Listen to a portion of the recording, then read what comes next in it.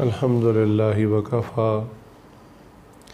وسلام علی عبادہ الذین اصطفیٰ اما بعد فاعوذ باللہ من الشیطان الرجیم بسم اللہ الرحمن الرحیم وما ارسلناک الا رحمۃ للعالمین لقد کان لکم فی رسول اللہ اسوۃ حسنہ وقال رسول اللہ صلی اللہ علیہ وسلم بعثت معلما سبحان ربک رب العزت عما یصفون وسلام علی المرسلین والحمد للہ رب العالمین اللہم صلی علی سیدنا محمد وعلی آل سیدنا محمد وبارک وسلم اللہم صلی علی سیدنا محمد وعلی آل سیدنا محمد وبارک وسلم اللہم صلی علی سیدنا محمد وعلی آل سیدنا محمد وبارک وسلم۔ اللہ رب العزت نے انسانوں کو دنیا میں بھیجا اور ان کی تربیت کے لیے انبیاء کا سلسلہ جاری فرمایا۔ انبیاء کا اصل کام اپنی امت کی تربیت اور ان کو تعلیم دینا ہوتا ہے۔ یہ مقصد نبوت ہے۔ ہر مسلمان حضور اکرم صلی اللہ علیہ وآلہ وسلم سے بے پناہ محبت کرتا ہے، عشق کرتا ہے۔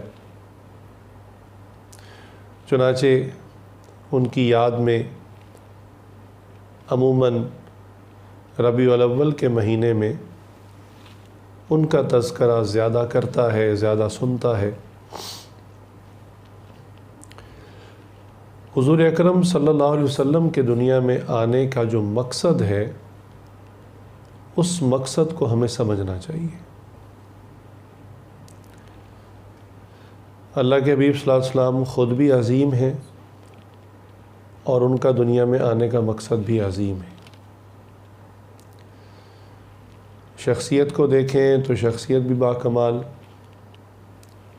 اور مقصد کو دیکھیں تو مقصد بھی کمال۔ ایک اصول ہے کہ نتیجے کو دیکھ کر انسان کئی طرح کے فیصلے کر لیتا ہے۔ آج کل لوگ بڑے بڑے اداروں کے اندر، فیکٹریوں کے اندر اپنے سسٹمز کو ریزلٹس کی بیس پر کریکٹ کرتے ہیں۔ مثلاً ہر ادارے کے اندر کوئی نہ کوئی اصول و ضوابط ہوتے ہیں، کچھ رولز ریگولیشنز ہوتی ہیں، لیکن فائنل وہ پروڈکٹ ہوتی ہے جو اس فیکٹری میں تیار ہوتی ہے۔ اگر وہ پروڈکٹ ٹھیک نہیں یا لوگوں میں اس کی کوئی ویلیو نہیں تو فیکٹری کے جو ڈائریکٹرز ہیں وہ سر جوڑ کے بیٹھ جاتے ہیں کہ بھئی ہمیں اپنے سسٹم کو دوبارہ سے ری چیک کرنے کی ضرورت ہے، کہیں پر کوئی گڑبڑ ہے کہ جس کی وجہ سے ہماری پروڈکٹ ٹھیک نہیں آ رہی۔ اور اگر پروڈکٹ بہت اچھی ہو تو اس کو دیکھ کر فیکٹری کے نظام کا پتہ چلتا ہے، فیکٹری چلانے والوں کی سوچ کا پتہ چلتا ہے، ان کی کوالٹی کا پتہ چلتا ہے۔ یہ بالکل ایسے ہی ہے جیسے آپ اچھا پھل دیکھیں اور وہ ذائقہ دار بھی ہو، خوشبو بھی ہو، دیکھنے میں بھی خوبصورت ہو، تو پھل کو دیکھ کر اس کے درخت اور اس کی نسل کا اندازہ ہو جاتا ہے کہ یقیناً یہ پھل کسی عمدہ نسل کے درخت سے ہے اور اس درخت کی کسی مالی نے خوب حفاظت بھی کی ہے۔ تو رزلٹ اورینٹڈ آج کل لوگوں کی تھنکنگ ہوتی ہے۔ اسی طرح آپ کسی اسکول کا، کسی کالج کا کوئی اسٹوڈنٹ دیکھیں، جس میں تہذیب بھی ہو، بات کرنے کی تمیز بھی ہو، اٹھنے بیٹھنے کا سلیقہ بھی ہو، اور اس کے اندر وزڈم بھی ہو، نالج بھی ہو، تو اس اسٹوڈنٹ کو دیکھ کر آپ سمجھ جاتے ہیں کہ اس کو پڑھانے والے اساتذہ کتنے زبردست ہوں گے، کیونکہ یہ انہی اساتذہ کی پروڈکٹ ہے، یہ ان کی محنت کا نتیجہ ہے۔ لہٰذا طالب علم کو دیکھ کر استاد کے معیار کا پتہ چل جاتا ہے۔ آپ کو کئی مرتبہ پرانی عمارتیں دیکھنے کا موقع ملا ہوگا، جیسے مغلی آرکیٹیکچر ہے، یا چلو ہر بندے کو تو جانا نصیب نہیں ہوتا، مصر کے اندر پرانی مصری تہذیب کی کنسٹرکشنز ہیں، اہرام مصر ہیں، بڑے بڑے پیرامڈز ہیں، تو جو نہیں جا سکے وہ تصاویر میں تو دیکھ ہی لیتے ہیں۔ تو ان عمارتوں کو دیکھ کر انسان اندازہ لگاتا ہے کہ ان کو بنانے والے کتنے ذہین فطین تھے، کہ یہ عمارتیں یعنی ہزاروں سال سے بغیر مینٹیننس کے ابھی تک کھڑی ہوئی ہیں۔ ہم لوگ جو گھر بناتے ہیں تو ہمارے گھروں کا حال یہ ہے کہ کتنا ہی اچھا بنایا ہوا گھر 20-25 سال کے بعد ریپیئر مینٹیننس مانگ رہا ہوتا ہے، حالانکہ ابھی اس کی کچھ نہ کچھ مینٹیننس چل رہی ہوتی ہے، لیکن 20-25-30 سال کے بعد تو بڑے لیول کی مینٹیننس کی ضرورت پڑ جاتی ہے، اور 50 سال کے بعد اکثر لوگ گھر کو مکمل رینوویٹ کروا دیتے ہیں۔ تو اندازہ کیجئے کہ وہ عمارتیں جو ہزاروں سالوں سے وداؤٹ مینٹیننس ود سٹینڈ کر رہی ہیں ہر قسم کے طوفان کو، آندھی کو، زلزلے کو، اور اس کے اوپر کسی قسم کی کوئی ایسی ایفرٹ اور مینٹیننس بھی نہیں ہے، اور وہ کھڑی ہوئی ہیں، تو ان عمارتوں کو دیکھ کر اندازہ ہوتا ہے کہ اس زمانے کے آرکیٹیکٹ کتنے زبردست تھے، انہوں نے کیسے کیسے فارمولاز اپلائی کیے اور ایسے اسٹرکچرز بنا دیے جو اتنے طوفانوں اور اتنے زلزلوں کے باوجود بھی آج کھڑے ہوئے ہیں۔ تو اس کو کہتے ہیں رزلٹ اورینٹیشن، کہ بھی رزلٹ کے ذریعے آپ اصل تک پہنچ جائیں۔ اچھی جولری، خوبصورت جولری آپ دیکھیں تو دیکھ کر پتہ چلتا ہے کہ اس کو بنانے والا کتنا ماہر آدمی، اس نے کتنا نفیس کام کیا ہے، حالانکہ جولری کے اندر لگتے تو وہی ہیرے، موتی اور سونا ہے، لیکن بنانے والے کی جو محنت ہے، میکنگ ہے، نفاست ہے، وہ اس جولری میں نظر آ رہی ہوتی ہے۔ بالکل اسی طرح حضور اکرم صلی اللہ علیہ وآلہ وسلم کو جو اللہ تعالیٰ نے صفات عطا فرمائی تھیں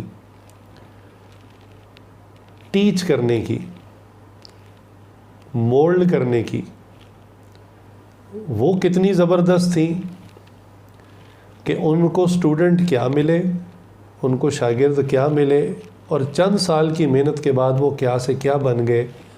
یہ وہ رزلٹ ہے جس کو دیکھ کر ہمیں حضور صلی اللہ علیہ وسلم سے محبت اور بڑھ جاتی ہے۔ صحابہ کرام اسلام لانے سے پہلے کیا تھے؟ تاریخ عرب اگر آپ پڑھیں تو حیران ہوتے ہیں کہ شاید ہی وہ کوئی جہالت کا کام ہو جو اس قوم کے اندر موجود نہ ہو۔ ہر قسم کی جہالت، لڑائی، قتل، فتنہ، فساد، ہر قسم کی چیز اس کے اندر موجود تھی،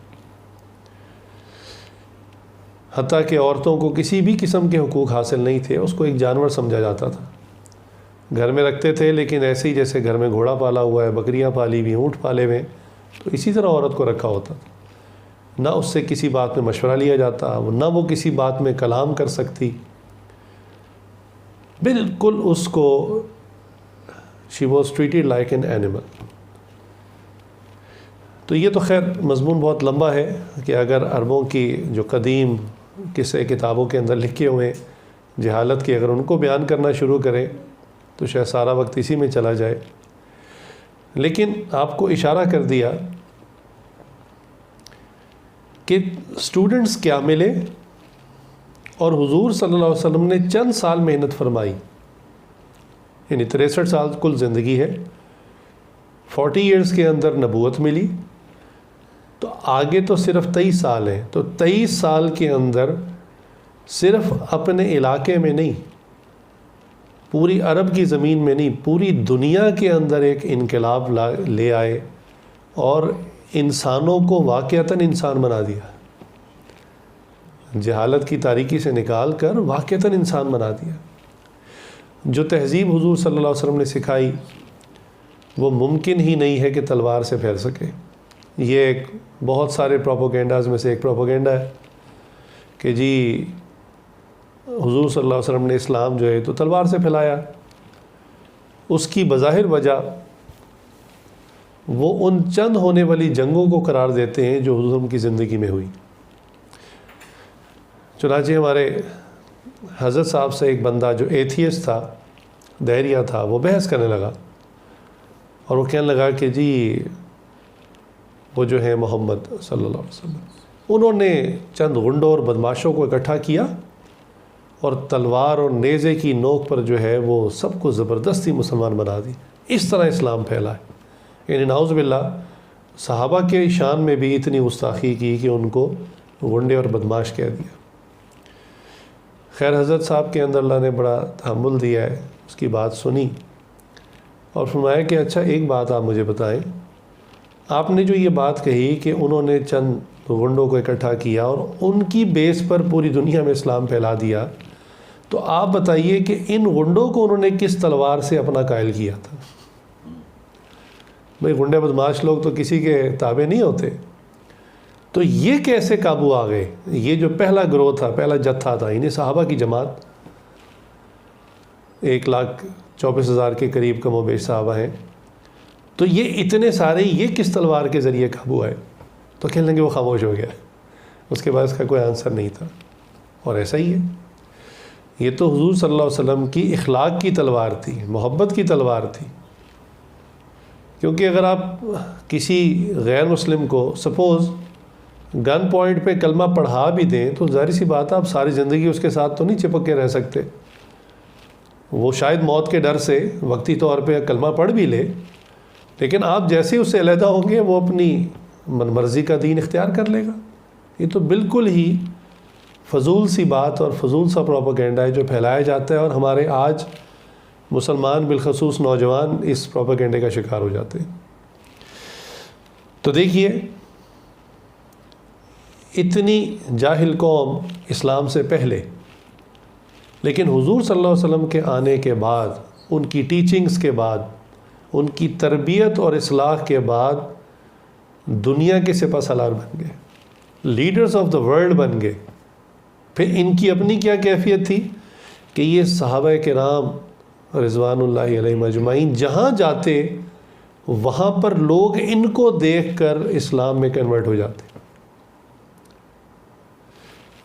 صحابہ مختلف انداز میں گئے دنیا میں دین اسلام کو پھیلانے کے لیے، مختلف ملکوں میں گئے، تو ہر جگہ تو عربی نہیں بولی جاتی تھی، افریقہ کی کنٹریز میں گئے، یہ چائنا جو کہ بہت پرانی تہذیب ہے اس سائڈ پہ گئے، اور جو آج موجودہ یورپ ہے اس سائڈ پر گئے، تو ہر جگہ الگ بولیاں تھیں۔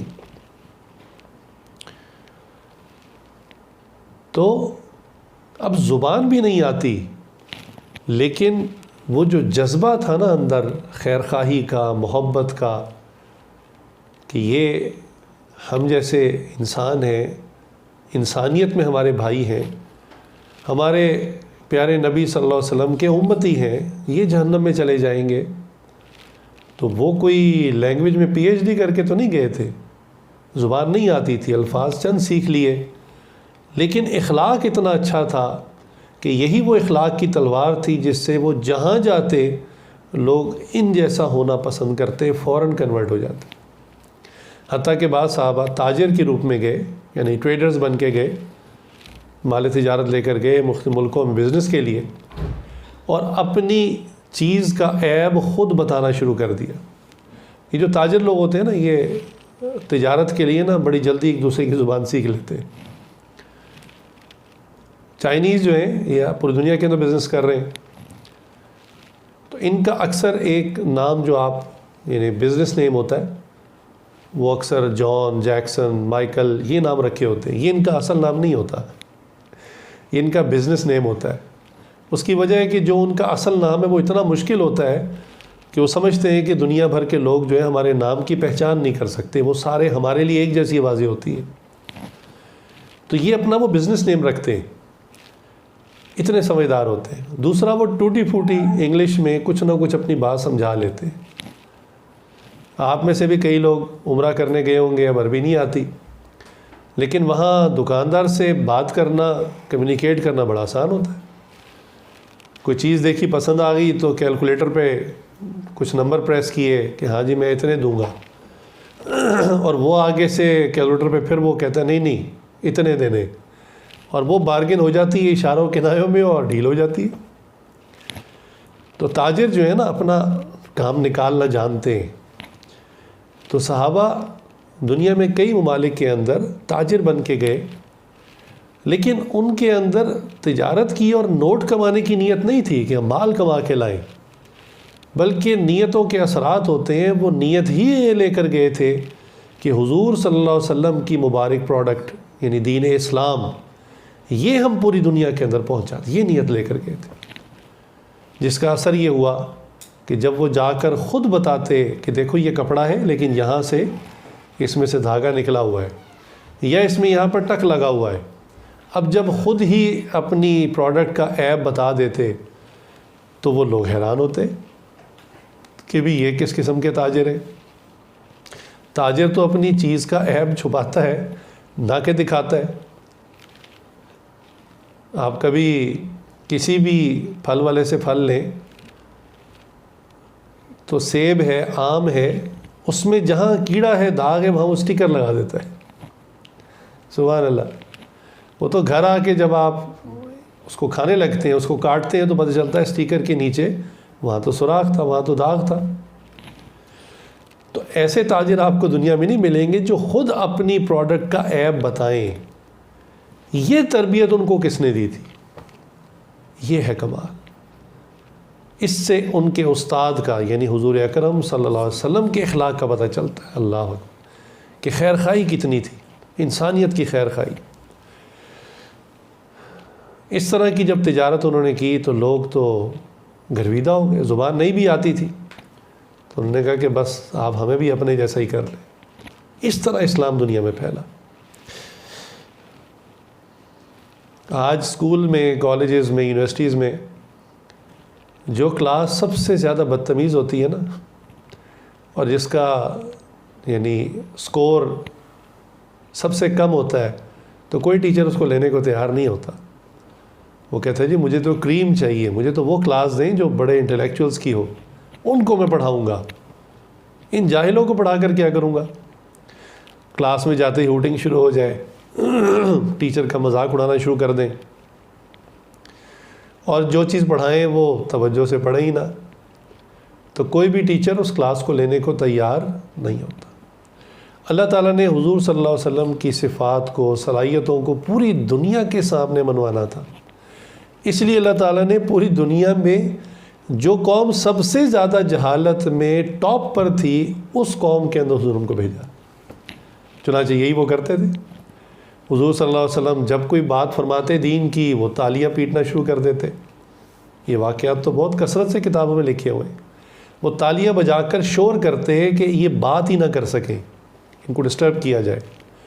پھر پیچھے سے ایک سے بات کر رہے ہیں تو پیچھے والا تانے دے رہا ہے کہ لو جی یہی ہیں خدا کو جو ملے تھے نبی بنانے کے لیے، اور ہم نظر نہیں آ رہے تھے. ہم خاندان والے ہیں، ہمارے پاس پیسہ ہے، ہمارے پاس بیٹوں کی کثرت ہے، خدا کو یہی نظر آئے تھے. یعنی اس قسم کے تانے. اب آپ اندازہ کیجئے کہ حضور اکرم صلی اللہ علیہ وسلم ایک بندے سے اس کی خیر خواہی کے لیے بات کر رہے ہیں، انتہائی غم سے بات کر رہے ہیں، توجہ سے کہ میری بات سن لے، سمجھ لے، اور ارد گرد والے شور مچا رہے ہیں، کلیپنگ کر رہے ہیں تاکہ بات ہی نہ کر سکیں.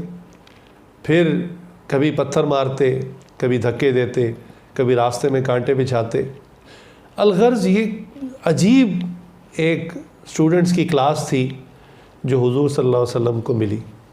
لیکن آپ صلی اللہ علیہ وسلم کے حلم کا اظہار بھی، صبر کا اظہار بھی، اور جو حوصلہ تھا اس کا اظہار بھی اسی کلاس کے سامنے ہونا تھا کہ آپ ان کی برداشت دیکھیں کتنی تھی. اللہ دیکھیں ہمیں کوئی کان میں آ کے بتا دینا کہ جو فلاں بندہ آپ کے پاس آ کے بیٹھتا ہے یہ آپ کے ساتھ مخلص نہیں، آپ کا منافق ہے. یعنی آپ کے سامنے مسکرا کے ملتا ہے، بڑا زوردار مصافحہ کرتا ہے، ہاتھ بھی چومتا ہے آپ کا، لیکن یہ باہر جا کر نا آپ کے خلاف باتیں کرتا ہے. آپ کو اس بات کا اگر ذرا سا شک بھی پڑ جائے تو آپ اس بندے کو دوبارہ اپنے گھر میں آنے نہیں دیتے. وہ کہتے خبردار میرے گھر میں پاؤں رکھا. یعنی تم بظاہر میرے ساتھ اچھی طرح ملتے ہو اور اندر ہی اندر میری جڑیں کاٹ رہے ہو، منافقت کرتے ہو میرے ساتھ.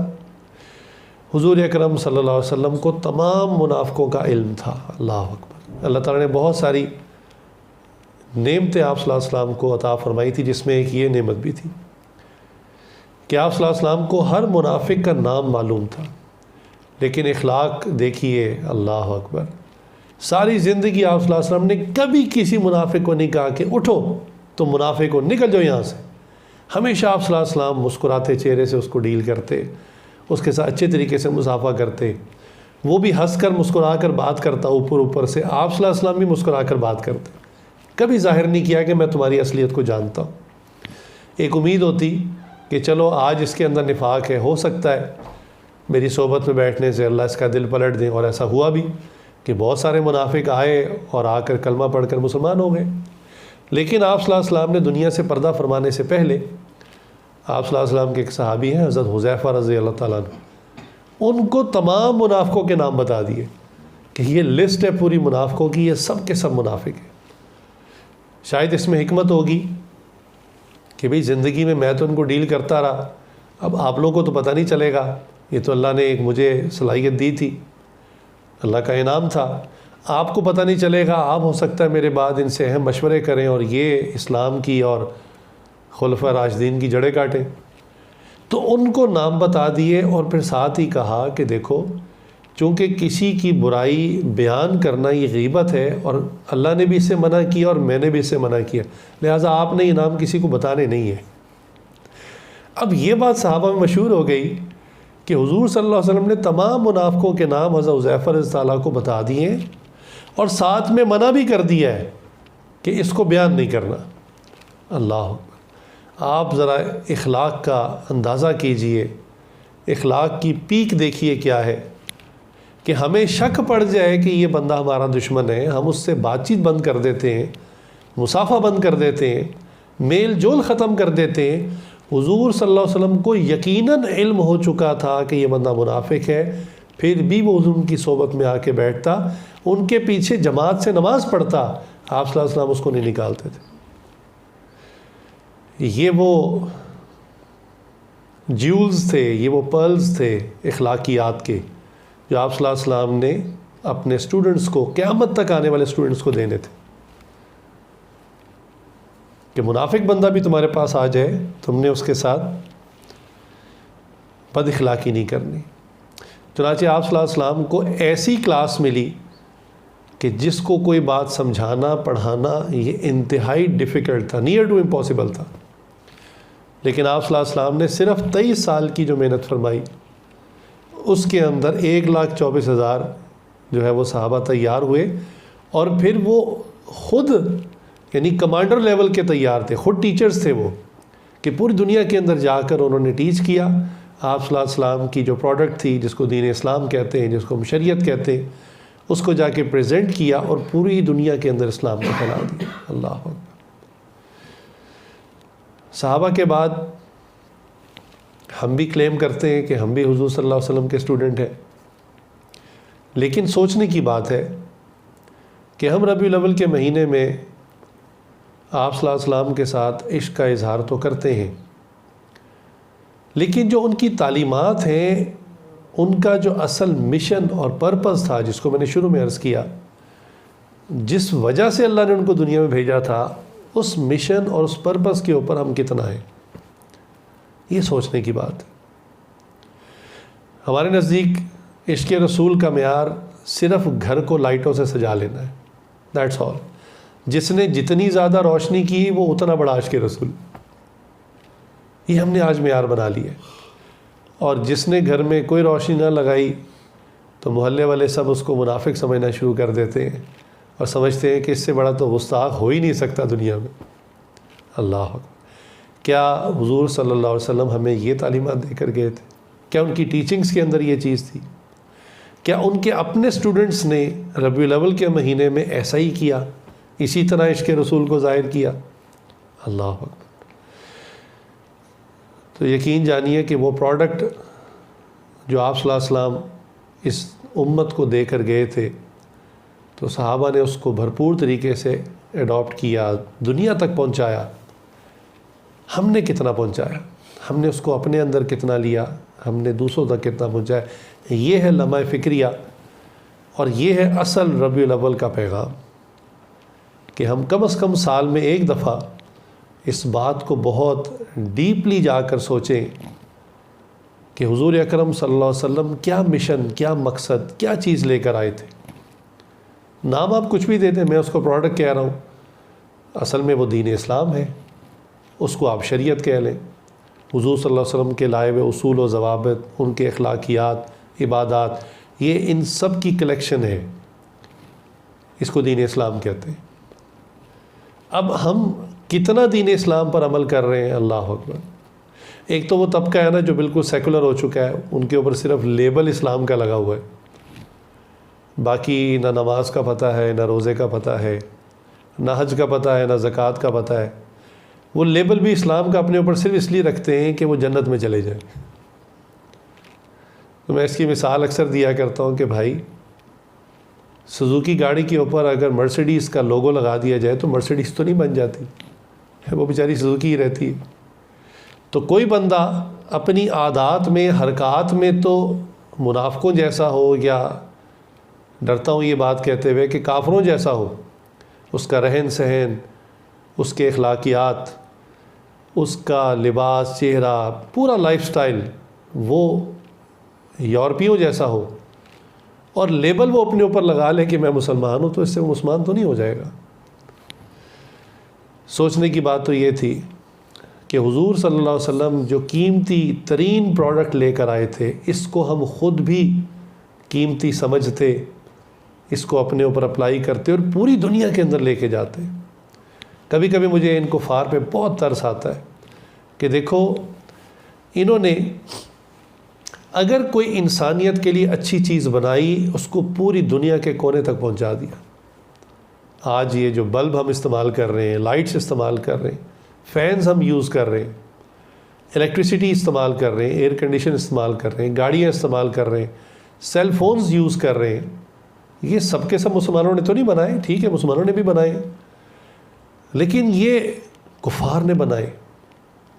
انہوں نے ایک اچھی چیز انسانیت کے لیے بنائی تو دنیا کے کونے کونے، حتیٰ کہ پہاڑوں میں، دیہاتوں میں، جنگلوں میں، کہیں آج آپ چلے جائیں، فار لینڈز میں بھی چلے جائیں، تو یہ چیزیں وہاں پہنچی ہوئی اور انسانیت اس سے فائدہ اٹھا رہی.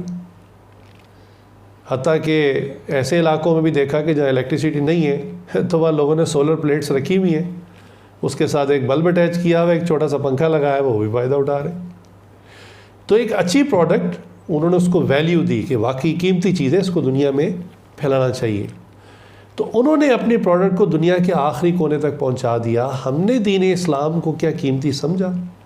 ہم نے پہلے خود اس کو ویلیو دی. پتہ تو چلتا ہے انسان کے اپنے عمل سے، اپنے اس کے ایٹیٹیوڈ سے، اس کی اپنے جو اس کی لک ہے، اس کا اپنا جو انداز ہے، اس سے پتہ چلتا ہے کہ اس کو اسلام سے کتنی محبت ہے، حضور صلی اللہ علیہ وسلم کے لائے ہوئی اس پروڈکٹ سے کتنی چاہت ہے، کتنی اس کے ساتھ مناسبت ہے. کیونکہ جو چیز آپ کو اچھی لگتی ہے آپ اس کو ضرور اڈاپٹ کرتے، پکی بات ہے. یہ ہو نہیں سکتا کہ کوئی چیز آپ کو اچھی لگے، آپ زبان سے تو کہیں بہت اچھی ہے لیکن آپ اس پہ عمل نہ کریں، یہ ہو نہیں سکتا.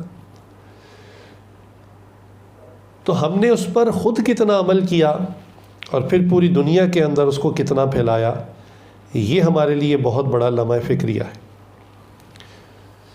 دنیا کے اندر کوئی ٹیچر عموماً ایک سبجیکٹ کے اندر پی ایچ ڈی کرتا ہے عام طور پہ،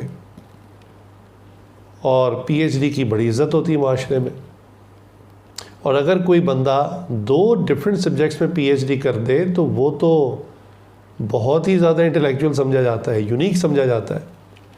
اور اگر کوئی بندہ 3 سبجیکٹس میں پی ایچ ڈی کر لے تو لوگ کھڑے ہو کر اس کا استقبال کرتے ہیں. ذرا اندازہ کیجئے کہ حضور اکرم صلی اللہ علیہ وسلم نے ہمیں کتنے علوم عطا کیے، کتنی طرح کی نالج دی، کتنی چیزوں میں حضور صلی اللہ علیہ وسلم کی ایکسپرٹیز تھی جو انہوں نے امت کو عطا فرمائی. اللہ اکبر. آج ایک لفظ استعمال ہوتا ہے سوشل سائنسز، یونیورسٹیز میں پڑھایا بھی جاتا ہے. چنانچہ اس کے اندر حضور صلی اللہ علیہ وسلم نے ہمیں اخلاقیات کے پوری بکس عطا کی. والدین کے حقوق کیا ہیں، ان کے ساتھ کیسے آپ نے سوشلائز ہونا ہے، بیوی کے حقوق کیا ہیں، اولاد کے حقوق کیا ہیں، پڑوسی کے حقوق کیا ہیں، بیمار ہو جائے کوئی بندہ اس کے حقوق کیا ہیں، کسی کے والدہ فوت ہو جائے تو اس کا جو مال ہے وراثت بنے گا اس کی ڈسٹریبیوشن کیا ہے، قرضہ لینا اور قرضہ واپس کرنا اس کے اصول کیا ہیں، انسان تو انسان، جانوروں کے حقوق کیا ہے. یہ تک حضور صلی اللہ علیہ وسلم نے ہمیں، چونکہ یہ چیزیں عام طور پہ ہمارے ارد گرد پائی جاتی ہیں، تو ہمیں سکھایا گیا کہ اگر آپ کسی جانور کو پیٹ بنا لیں تو جب تک وہ آزاد تھا اللہ تعالیٰ اس کے رازق ہیں، اس کو کھانا بھی کھلائیں گے، پانی بھی پلائیں گے، جہاں مرضی سے پلا دیں.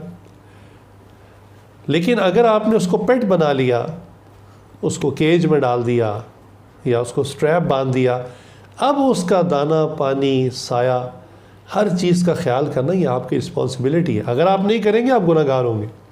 اللہ اکبر. دنیا میں انسانوں میں اختلافات ہو جاتے ہیں، اور جب اختلافات 2 ملکوں میں ہوتے ہیں تو جنگیں ہو جاتی ہیں. اب جنگوں کے اندر بہت ظلم ہوتا ہے، چونکہ جس بندے کا ہاتھ بھاری ہوتا ہے، جو وننگ سائیڈ پہ ہوتا ہے نا، اب وہ اپنا ایگریشن اور غصہ اور بدلہ وہ اچھی طرح اتارتا ہے.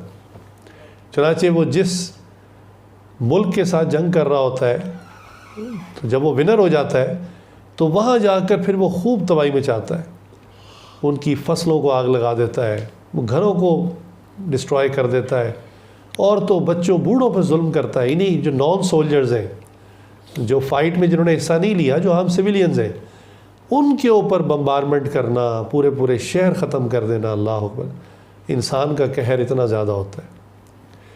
تو حضور اکرم صلی اللہ علیہ وسلم نے ایتھکس آف وار بھی ہمیں سکھائے. یہ جو جنگیں ہوئیں جس کا میں نے شروع میں ذکر کیا، جس کی وجہ سے غلط پروپیگنڈا کیا جاتا ہے کہ جی اسلام تلوار کے زور سے پھیلا، ہرگز نہیں. حضور صلی اللہ علیہ وسلم نے ان جو چند جنگیں ہوئیں جن کو آپ فنگر ٹپس پہ گن سکتے ہیں، ان جنگوں کے اندر بھی انسانیت کو تہذیب سکھائی کہ جنگ کرنے کے بھی کچھ اصول ہیں. وہ کسی جاہل نے کہا تھا نا کہ محبت اور جنگ میں سب جائز ہے. بالکل فضول بات، بالکل فضول بات. یہ نہ قرآن کی آیت ہے نہ حدیث ہے. یہ کسی ہو سکتا ہے ظالم کسی جنگجو کمانڈر نے یہ جملہ بنایا ہو. جنگ کے بھی اصول ہیں. حضور صلی اللہ علیہ وسلم باقاعدہ ہدایات دیتے تھے.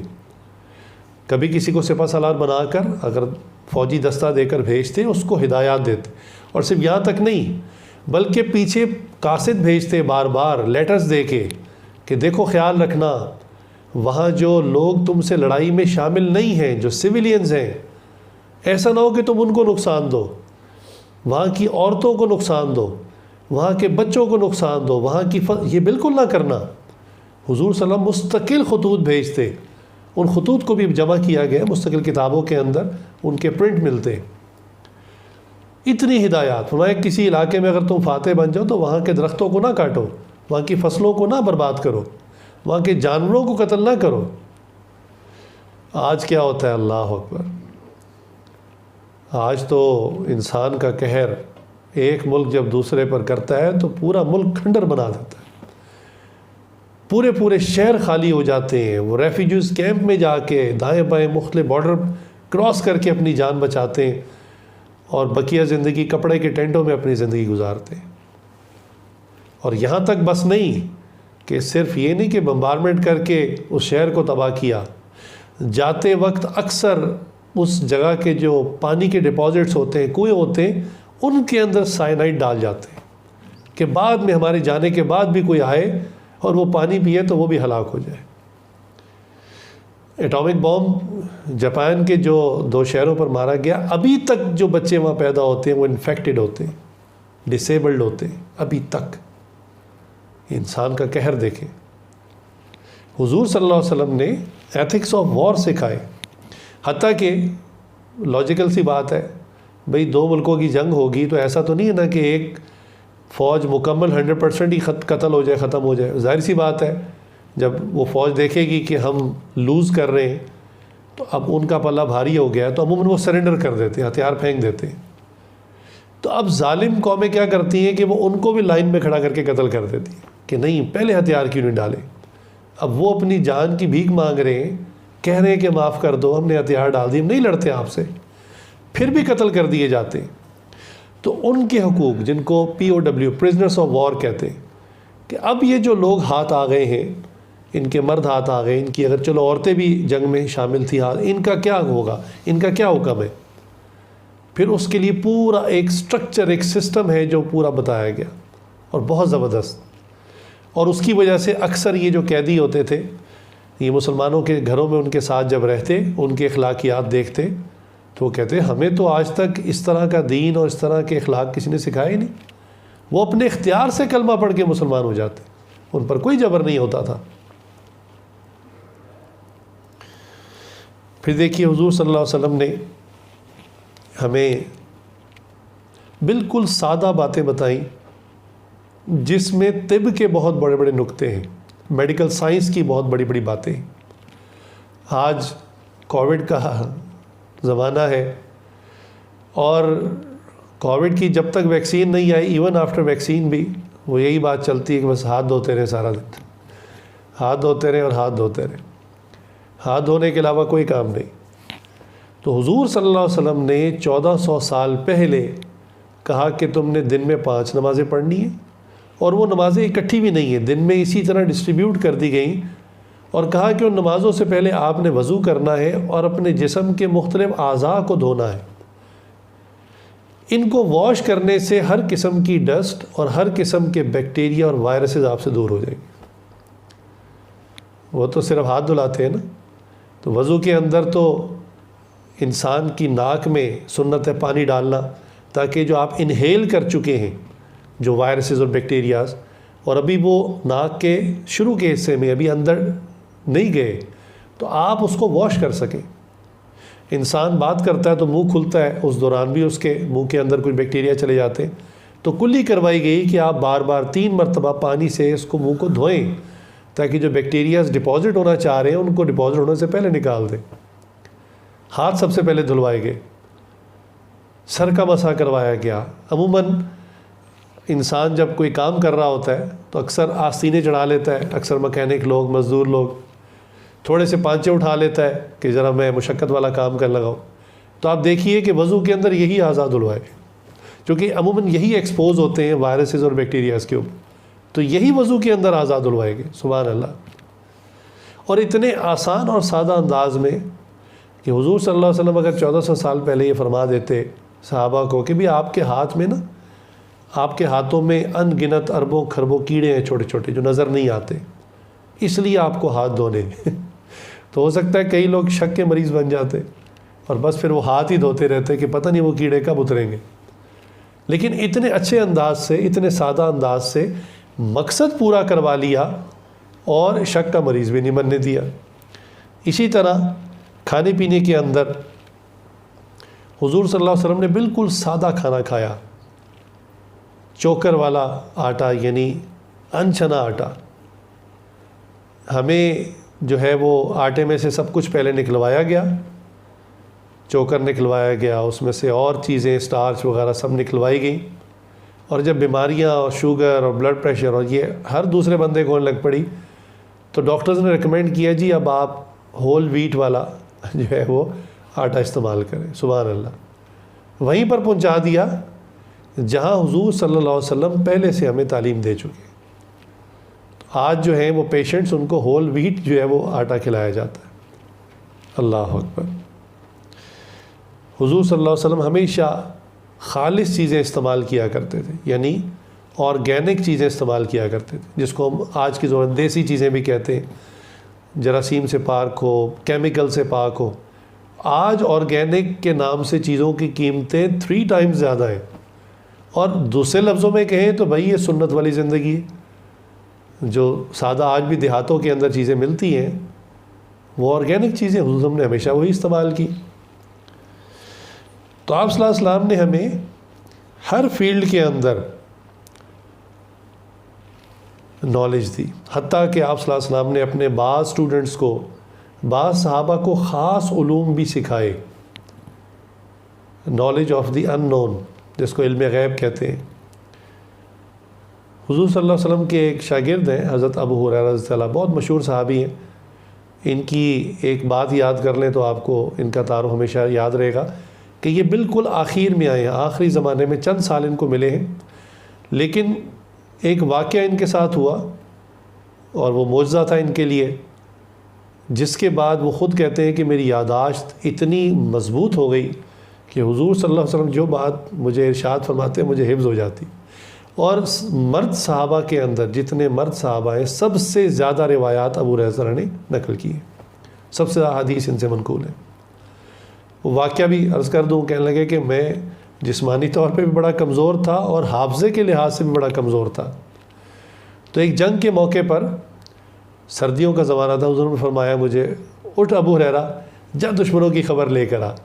اب کہنے لگے کہ سردی کا موسم اور رات کا ٹائم، اور مجھے انہوں نے کہا کہ تم جا کے دشمنوں کے لشکر میں خبر لے کر آؤ کہ وہ کیا کر رہے ہیں۔ اچھا، جو بندہ سپائے ہوتا ہے نا کہ وہ خبریں لینے کے لیے ان جیسا بن کے چلا جائے تو اس کے پکڑے جانے کے بھی چانسز ہوتے ہیں اور قتل بھی کر دیا جاتا ہے۔ اب کہنے لگے کہ میں جسمانی طور پہ بڑا کمزور، اوپر سے مجھے سردی لگ رہی اور یادداشت بھی میری ایسی، تو میں کھڑا تو ہو گیا حضور کے حکم پر، لیکن مجھ سے ہمت نہیں ہو رہی تھی جانے کی۔ تو حضور اکرم صلی اللہ علیہ وسلم فوراً پہچان گئے، فرماتے ہیں آپ صلی اللہ علیہ وسلم نے اپنی مبارک چادر مجھے اتار کے دی اور کہا لے اسے اوڑھ لے اور اب جا۔ تو وہ خود فرماتے ہیں کہ میں نے اس چادر کو جب اوڑھ لیا تو مجھے ایسا لگا جیسے میرے جسم میں ایک گرمی اور ایک طاقت آ گئی ہے، اور کہنے لگے یہ وہ واقعہ تھا جس کے بعد میں حضور کی بات کو پورا کرنے گیا، دشمنوں کی خبر لے کر آیا، اس کے بعد اللہ تعالیٰ نے میری یادداشت کو کھول دیا، اس کے بعد میں کوئی بات نہیں بھولتا تھا۔ چنانچہ انہوں نے سب سے زیادہ احادیث صحابہ مردوں کے اندر نقل فرمائی ہے۔ تو یہ اپنے بارے میں ایک بات فرماتے ہیں کہ میں نے جتنی علوم، جتنی چیزیں حضور اکرم صلی اللہ علیہ وسلم سے سیکھی تو وہ 2 طرح کی تھیں، 2 ٹائپس کی تھیں۔ کہنے لگے ایک تو وہ ہے جس کو میں نے لوگوں میں بیان کر دیا، اور کہنے لگے ایک قسم وہ ہے کہ اگر میں لوگوں میں بیان کروں تو لوگ مجھے قتل کر دیں، یعنی لوگ اس کو انڈرسٹینڈ ہی نہیں کر سکتے۔ اللہ اکبر۔ چنانچہ حضور اکرم صلی اللہ علیہ وسلم نے ہمیں، یعنی اپنے اسٹوڈنٹس کو اور ان کے ذریعے ہمیں ہر طرح کے علوم عطا فرمائے، اور آپ صلی اللہ علیہ وسلم بہترین استاد ہیں۔ پھر دیکھیے کہ عموماً اداروں کے اندر بیسٹ ٹیچر اسی کو سمجھا جاتا ہے جو اپنے سیمسٹر کے اندر اپنے سلیبس کو پورا پڑھا دے۔ یہ اکثر مسئلہ رہتا ہے، میں خود بھی ایک ٹیچر ہوں تو ہمیں اس بات کا اندازہ ہے کہ اکثر ٹائم ختم ہو جاتا ہے اور بک میں سے چیپٹرز رہ جاتے ہیں، اس کو انسان پورا نہیں پڑھا پاتا۔ مدارس کے اندر بھی ایسا ہوتا ہے، اسکول کالج یونیورسٹیز کے اندر بھی ایسا ہوتا ہے۔ دنیا کے اندر بہت بڑے بڑے سائنٹسٹ آئے، بہت بڑے بڑے انٹلیکچوئلز آئے، تو آپ ان کی اکثر آٹو بایوگرافی کے اندر یا ان کے بعد والے جو لوگوں نے ان کی کتابیں لکھی تو وہ اکثر لکھتے تھے کہ موصوف کو بہت زیادہ اور کام کرنا تھا لیکن زندگی نے وفا نہ کی، لہٰذا دنیا سے چلے گئے، یا اپنا کام ادھورا چھوڑ کر چلے گئے۔ یہ اکثر بڑے بڑے سائنٹسٹ اور بڑے بڑے لوگوں کے بارے میں یہ بات مشہور ہے۔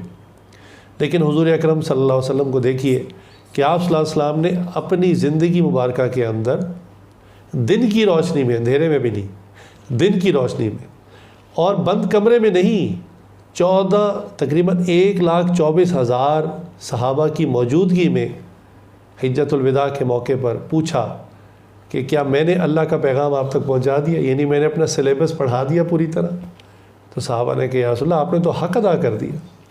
تو آپ نے فرمایا اللہم اشہد، یا اللہ آپ اب گواہ رہیے. 3 مرتبہ فرمایا یا اللہ آپ گواہ رہیے گا میں نے اپنا کام پورا کر دیا، میں نے اپنا سلیبس پورا پڑھا دیا.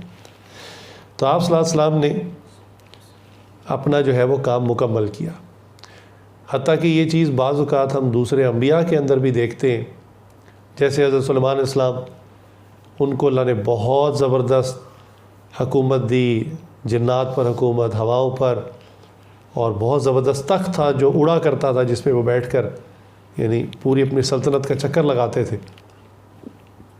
اور جنات ان کے تابع، چرند پرند ان کے تابع، اور وہ اللہ کا گھر بنوا رہے تھے.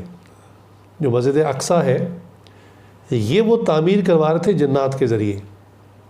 اب ذرا اندازہ کیجئے کام بھی کیا کر رہے ہیں، اپنا گھر نہیں بنوا رہے، اللہ کا گھر بنوا رہے. اور اتنی زبردست اللہ نے ان کو صلاحیتیں عطا کی ہیں. جنات کام کر رہے ہیں اور یہ اپنے عصا کے سہارے پر کھڑے ہو کے سب کچھ واچ کر رہے ہیں. اور اللہ کی شان اسی حالت میں ان کی موت کا وقت آ گیا. ابھی پروجیکٹ کمپلیٹ نہیں ہوا، مسجد اقصیٰ بن رہی ہے. جنات چونکہ ڈرتے تھے سلیمان علیہ السلام سے، ان کے چونکہ تابع تھے، تو وہ کام کر رہے تھے کہ بھئی سلیمان علیہ السلام کھڑے دیکھ رہے ہیں. حالانکہ ان کی موت کا وقت آیا اور اسی طرح اپنے عصا کے سہارے پر کھڑے کھڑے ان کا جسم اور ان کی روح کو اللہ نے قبض کر لیا. اور بہت عرصہ تک اسی طرح ان کا جسم کھڑا رہا، اللہ کا حکم تھا، اور جنات کام کرتے رہے. حتیٰ کہ اسی طرح وہ پروجیکٹ کمپلیٹ ہوا، مسجد اقصیٰ بن گئی. اور پھر اللہ کے حکم سے اس لکڑی کو کچھ دیمک وغیرہ لگی تو وہ عصا ایک طرف کو گرا، تو ان کا جسم جب ہٹا اپنی جگہ سے، تب جنات کو پتہ چلا کہ ان کا تو بہت پہلے انتقال ہو چکا ہے. تو دیکھیے انبیاء بھی بعض اوقات جو ہے وہ جس کام میں لگے بعض اوقات مکمل نہیں کر پائے، لیکن اللہ تعالیٰ نے یہ سعادت ہمارے پیارے نبی حضرت محمد صلی اللہ علیہ وآلہ وسلم کو عطا فرمائی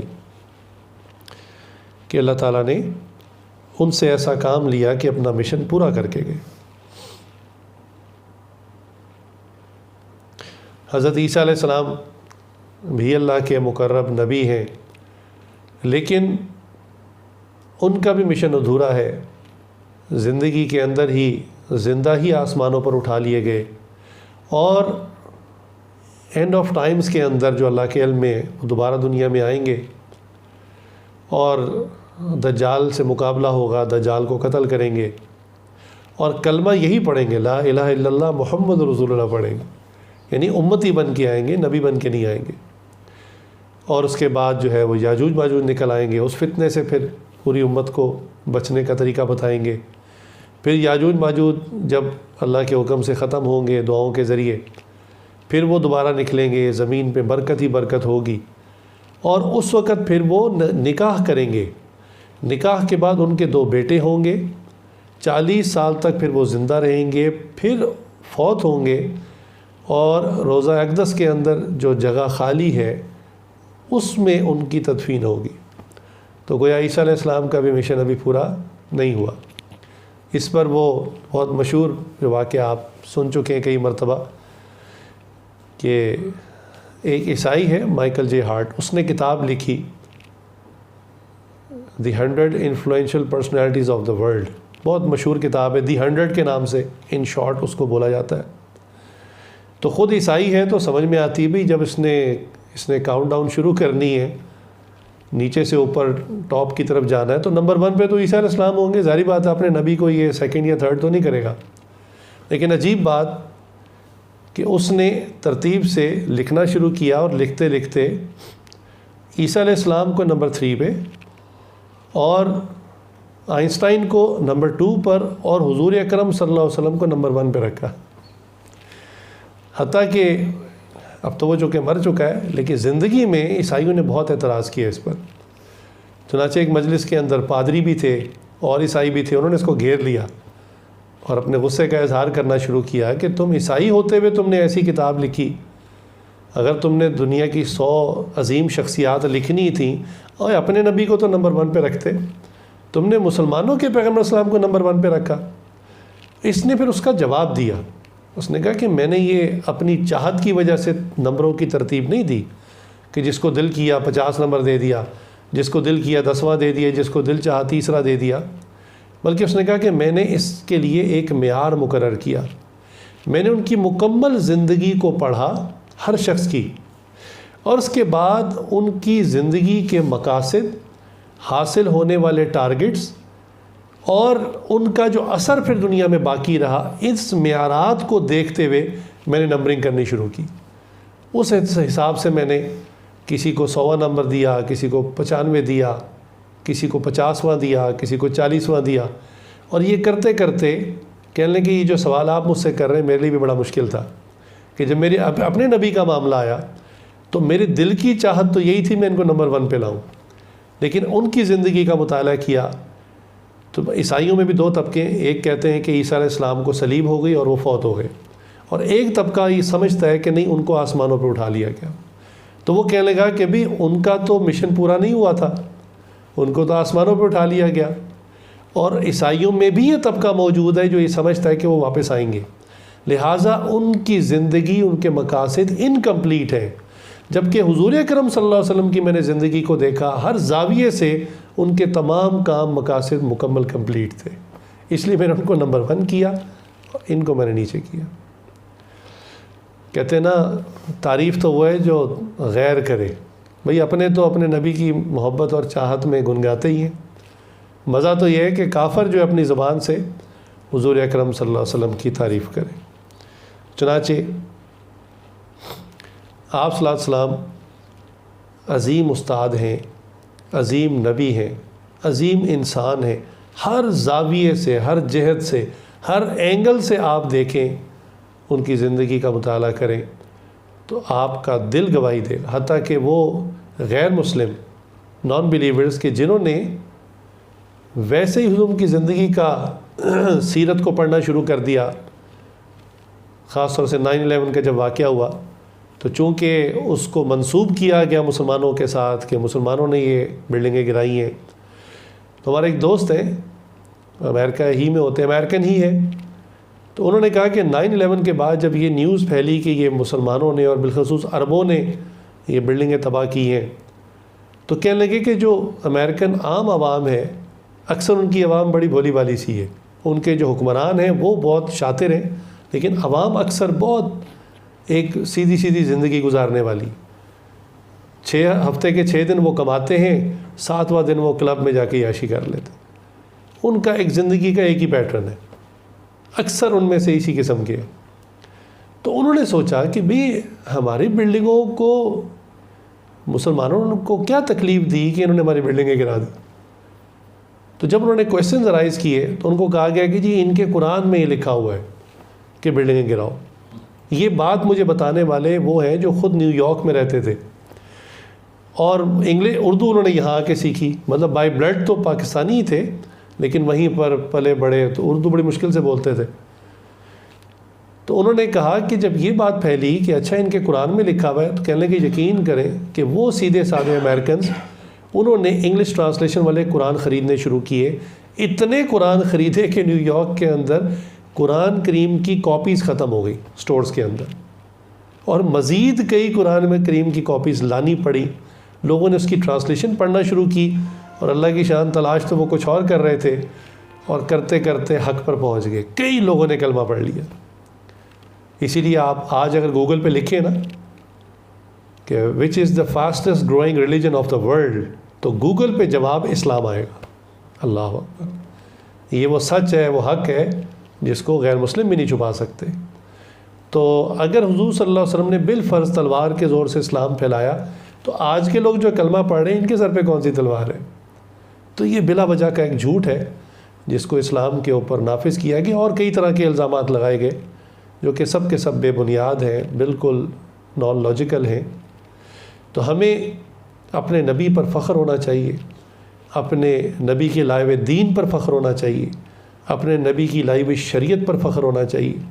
تاہم میں افسوس سے کہتا ہوں کہ آج ایک تو وہ طبقہ ہے جو بالکل یعنی صرف لیبل ہے اسلام کا، ان کی زندگی میں تو اسلام نہیں، لیکن جو عمل کر رہے ہیں ان کی کیا کیفیت ہے، ان کا کیا حال ہے کہ وہ جہاں پر ذرا مال کا نقصان آئے یا اپنی عزت کا مسئلہ آئے، تو فوراً شریعت کو سائڈ پہ کر دیتے ہیں، فوراً.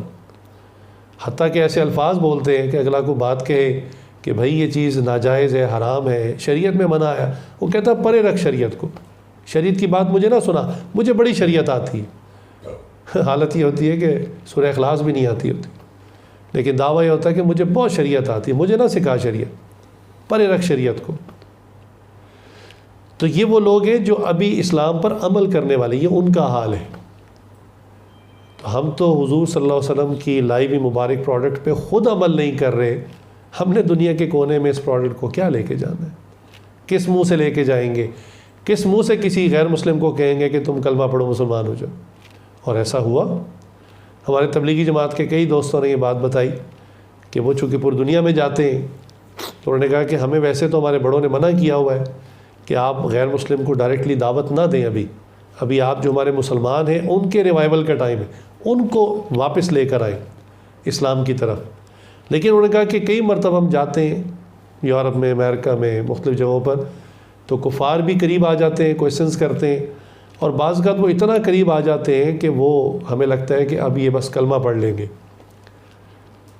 چنانچہ ہمارے حضرت کے ساتھ بھی ہوا. حضرت میں ایک امریکہ کی یونیورسٹی میں گیا، وہاں میرا لیکچر تھا، تو کہنے لگے میں نے لیکچر دیا، تو لیکچر کے بعد جیسے آفٹر لیکچر کوئسچن آنسرز کا سیشن ہوتا ہے، تو کہنے لگے ایک لڑکی نے اسلام کے بارے میں بہت ہی زیادہ سوالات کیے، حتیٰ کہ کہنے لگے مجھے امید لگ گئی کہ اب یہ کلمہ پڑھ لے گی.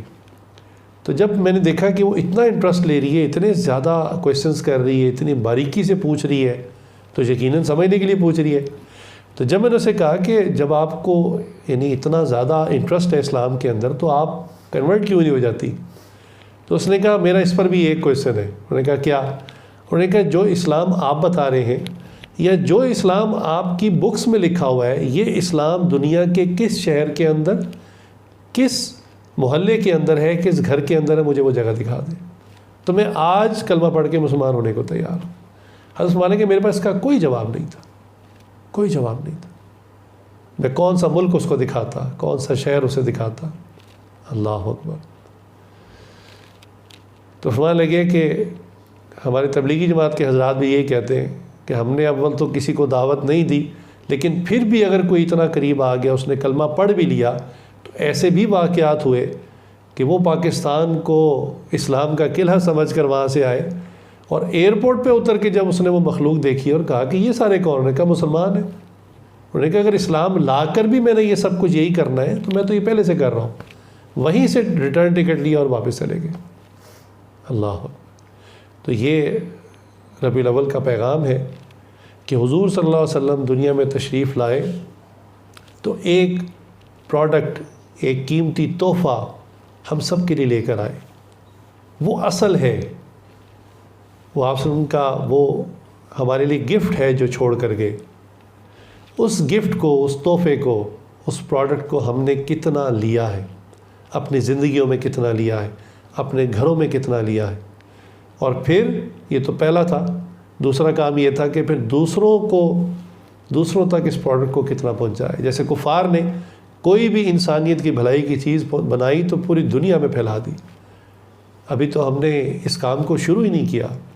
ہم نے تو اپنے گھر کے اندر ہی شاید اپنے بیٹے پر وہ محنت نہیں کی، اپنی بیٹی کو وہ پروڈکٹ منتقل نہیں کی، اپنے پڑوسی کو وہ پروڈکٹ منتقل نہیں کی. اس کی وجہ ہے کہ ہمارے اپنے اندر اس پروڈکٹ کی اہمیت نہیں، ہمارے اپنے اندر دین اسلام کی، شریعت کی اہمیت نہیں. جب ہمارے اندر نہیں تو ہم کسی کو کیسے دعوت دے سکتے؟ تو یہ ربیع الاول کا پیغام ہے کہ ہم اس پر سوچیں، بیٹھ کر کسی وقت گہرائی سے سوچیں کہ آپ صلی اللہ علیہ وسلم کی تعلیمات کیا ہیں اور ہم جا کس طرف رہے ہیں. ہمیں بچپن سے بتایا کیا گیا اور ہم کر کیا رہے ہیں. یہ سوالات ہیں جو ہر شخص کو اپنے آپ سے کرنے چاہیے. اور جب اس کو اس کا جواب مل جائے کہ میرا رخ غلط ہے تو پھر اس کو توبہ کر کے اپنا رخ درست کرنا چاہیے. جب اس کو سمجھ میں آ جائے کہ I am going on the wrong direction تو پھر اس کو کم از کم اب یہ چانس ہے.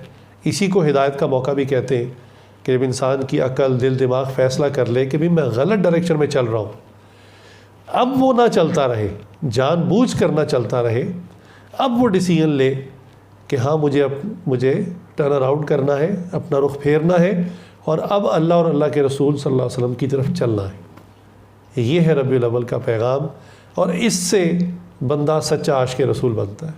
اللہ تعالیٰ سے دعا، اللہ تعالیٰ ہم سب کو اپنا عاشق اور اپنے حبیب صلی اللہ علیہ وسلم کا سچا عاشق بنائے۔